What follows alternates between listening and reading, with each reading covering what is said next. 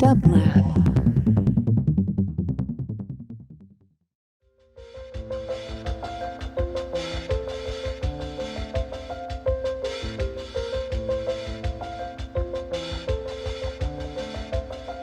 Welcome to the Quarantine Tapes, a daily podcast from Onassis, LA and dublab. Hosted by Paul Holdengräber, this series chronicles shifting paradigms in the era of social distancing.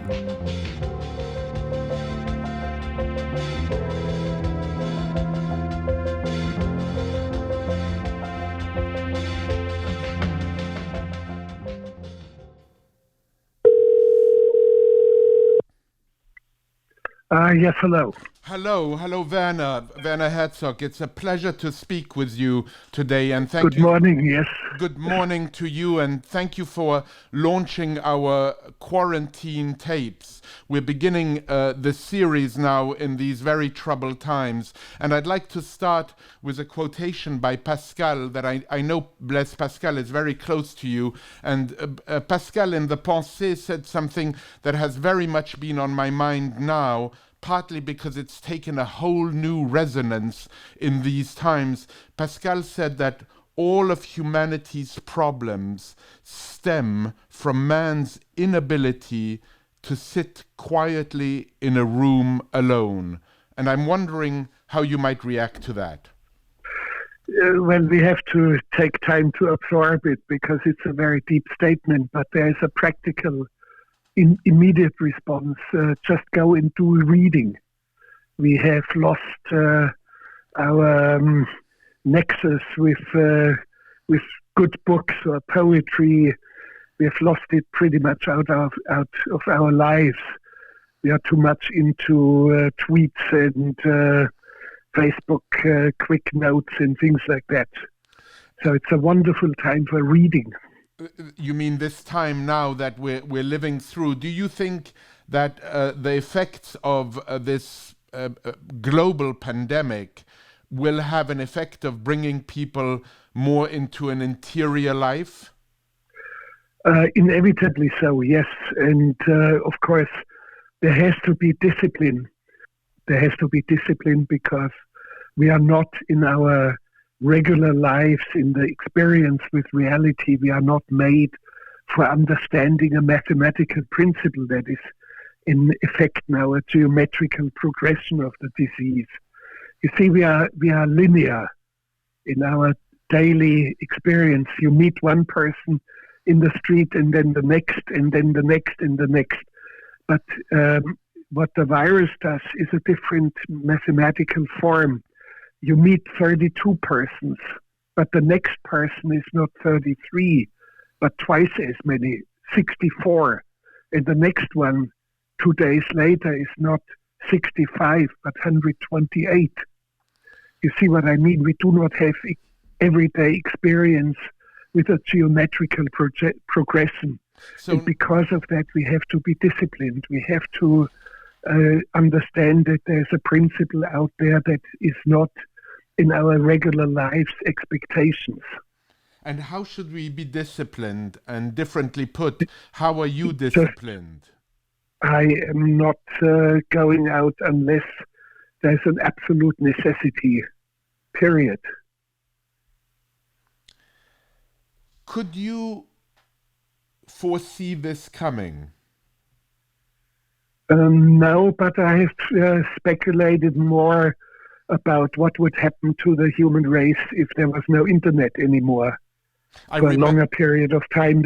And I've made a film, and of course it would probably be the doom of modern civilization. Or I've speculated about a big volcanic event or a catastrophic impact of a meteorite, for example, a volcanic event, which would obscure the sky for a whole decade, and that would be really, really serious for almost the entire amount of the human race. I remember in a conversation you and I had in London so many years ago, a decade ago really, you speculated what would happen if electricity stopped working in the city of London. Yeah. And I mean, Sure. now we are in a situation within a week that has changed habits. And I'm wondering if you think, I mean, however difficult it is a question to ask in this context where so many people are suffering, if you think this will in a way reboot us or make us think differently or go more deeply into ourselves or change us in one form or another. Well, I hope for it. It should bring the best out of us. And it can. Yesterday I saw on TV a volunteer in Seattle who was somehow receiving a virus similar to coronavirus, and some sort of test vaccine is going to be used on him. And I think this is heroic. He gets a disease and tests an insecure way to get rid of it. You see, that's the most civil person, and I remember the face of the man. Totally civil, wonderful man. These people should get the Nobel Prize in medicine. The guinea pigs, the human volunteer guinea pigs. Give them the Nobel Prize right away before the committee even starts to convene. If it can convene. Pardon? If it can convene. Yeah. You know, we're living through it. What's so extraordinary is the very institutions we need the most, the places we need the most to convene and come together, we can't. And I think what this has brought to the forefront to some extent is just how much in one sense we need other people. Yeah, sure, of course, and what can I say?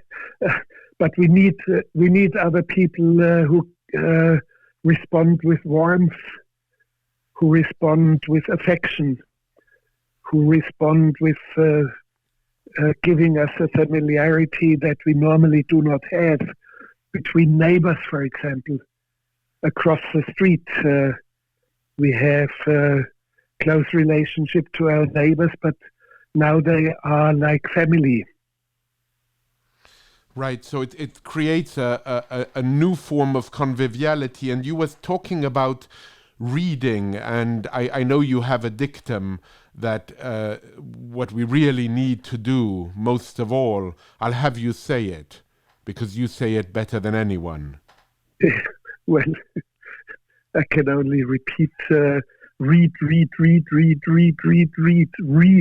And in this period, Werner, yeah. What might we benefit reading at this moment? Oh, whatever. I do not want to dictate anything, but go beyond the tweets and go beyond the Facebook short exchanges and go beyond the chat rooms and don't read the chat rooms. Just go and read the things that you always wanted to read and never did it. You have the chance now. You know, it's very interesting at this moment. Some books have become extremely popular. For instance, The Plague by Albert Camus. People are... that's interesting, yes. Well, that's a quintessential book because it deals with a deep human aspect of it, with a philosophical aspect of it, with absurdity and nihilism reigning and still doing the right thing. Yeah, and you know I mean, there's a whole list of books that are being submitted now: Saramago, Camus, Boccaccio. You know, people are even turning to the Greeks to think about, you know, how did they in a way deal with pandemics and with plagues. And I think so much also of some of your films which have dealt directly with isolation, be it Into the Abyss or Death Row or The Enigma of Caspar Hauser. So isolation is a theme that has been with you for forever, one might say. Well, isolation is one thing, but the deeper step is an existential solitude, and that's what what I'm more after. That's more fascinating for me. How so? And Caspar Hauser is about an existential solitude, and my new feature film, which I shot in Japan, Family Romance, is about deep solitudes where people rent friends that are absent. There are agencies who rent friends and family members missing. And it's something which is coming at us with or without coronavirus. The question I think that is on everybody's mind is, how will life be when this too will pass? It will resume, but there will be a cultural memory, like we have a cultural memory of the European plagues in 1338, 40 or so. That there is some sort of a deep echo inside of us, and this will be renewed. We will understand that our collective existence is a fragile one, and our presence on this planet is fragile. And nature has the last word. Not only nature, sometimes we can have the last words. We can inflict our own doom upon us. But ultimately, it's nature that does the job. It's microbes, a very big meteorite hitting, and then it's going to be over.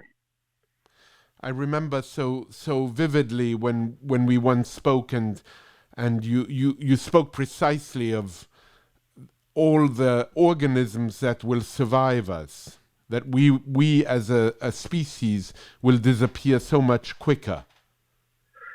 Yeah, of course, there are more robust species out there. Reptiles, of course, they are much more robust and had a much longer life in evolution. Or cockroaches, of course, they can even withstand a nuclear blast. They can absorb radioactivity. And then, of course, microbes 2 kilometers underground who are in a state of suspended animation. And they may come to life and do something funny to us. Something that comes through my mind now these days is to all these new forms of conviviality that in a way were exotic until most recently, like the phone. People have not used the phone the way they're using it now. It's coming back in some form or fashion because we feel the need to hear the grain of the voice of other people.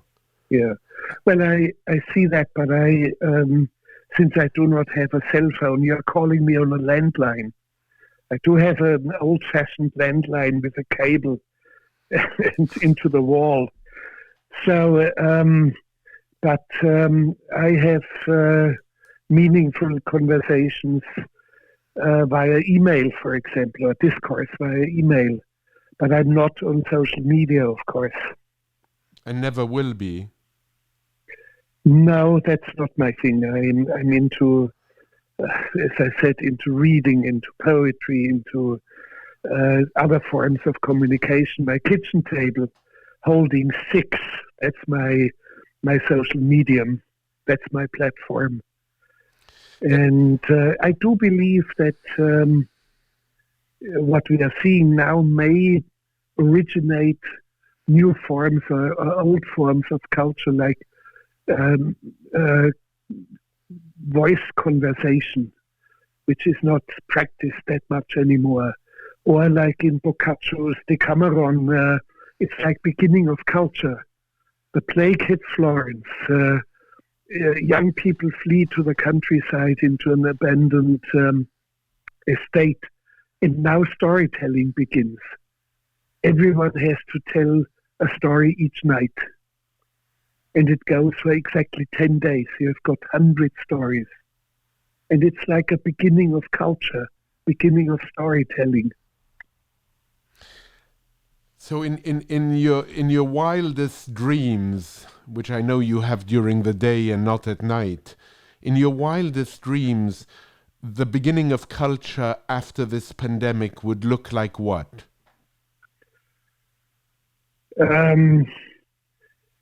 People huddling together and sharing warmth and sharing stories, singing songs. That's what culture is all about. You know, and a collective agitation of mind. And everybody around me, that whomever I see, is in a state of agitation. And that's a good side effect of what we are witnessing. What are you reading for the moment? Quite a few things. I'm rereading an obscure Greek historian, Theodoros Siculus, for specific reasons, and I've gone into reading Alexander von Humboldt, his travel to South America in 1801, 1802. Very fascinating, to the Orinoco, into Mexico and other places. And I'm reading poetry, Pasternak.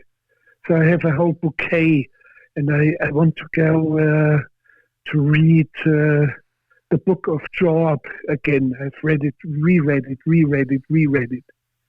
And I want to reread Daniel Defoe's Journal of the Plague Year. Yeah. 1722 or so, but the plague year was 1665 and he was a little child. But he writes as if he had been there. It's all invented, and yet it is the deepest, most accurate, most truthful description of a plague year. How is that and possible?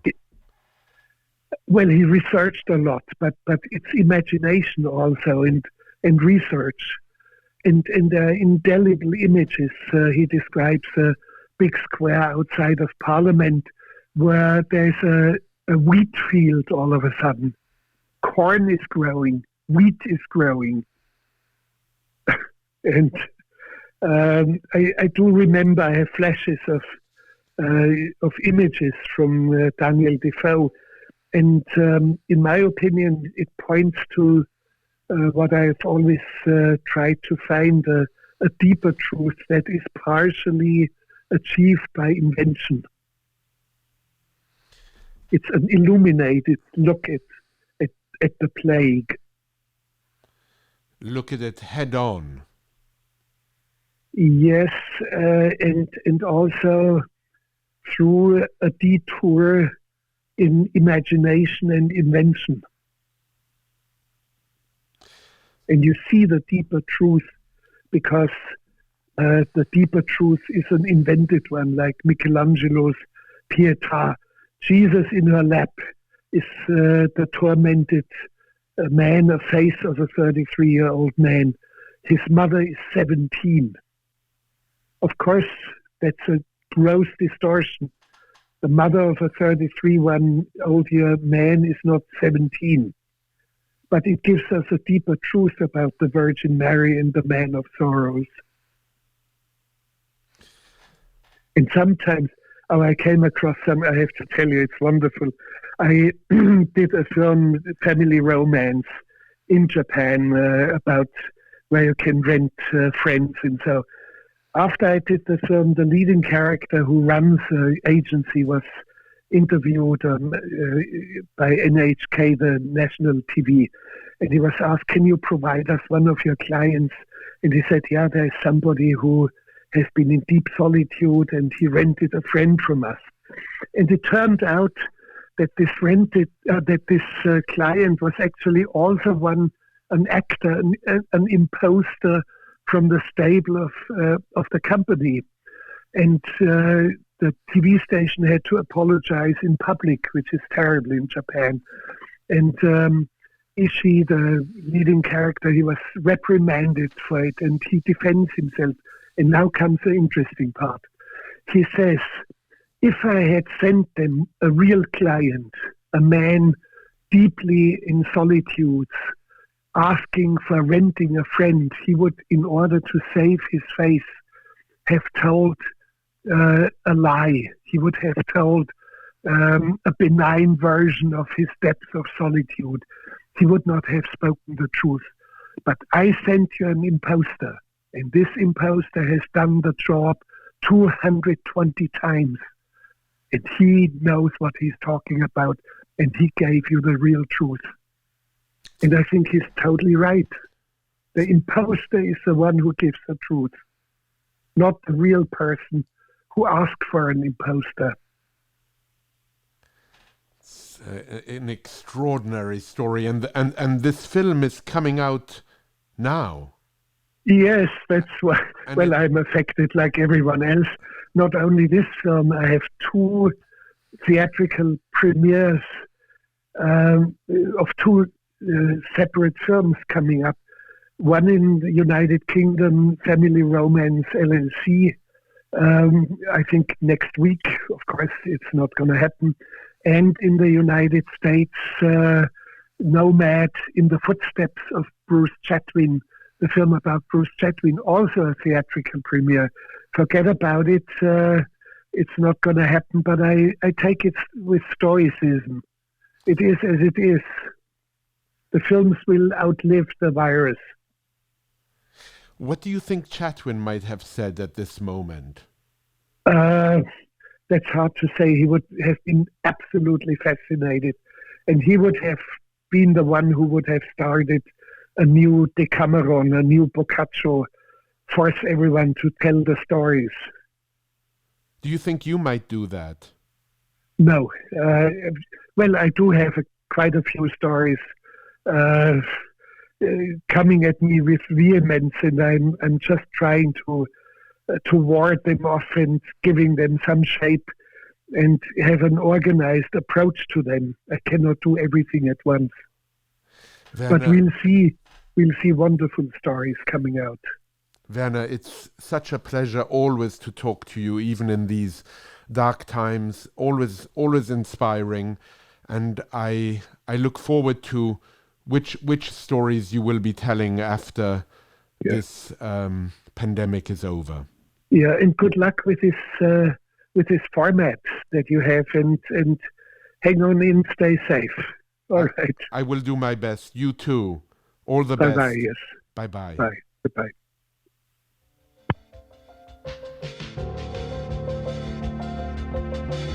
To support this show and Dublab's progressive programming, go to dublab.com/support.